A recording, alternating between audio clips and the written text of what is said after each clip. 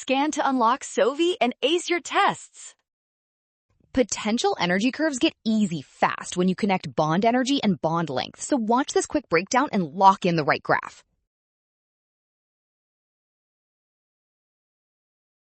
Bond dissociation energy is the energy needed to pull two bonded atoms apart. So on a potential energy graph, a stronger bond means a deeper well below the separated atom's baseline.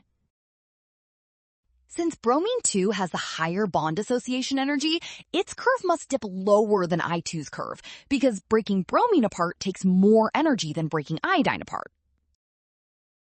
Also, bromine atoms are smaller than iodine atoms, so Br2 reaches its minimum at a shorter internuclear distance, and that combination makes option D correct. Well done! Option D. Scan now, don't rush signs or visuals. Trust the given data and check each step before choosing the curve.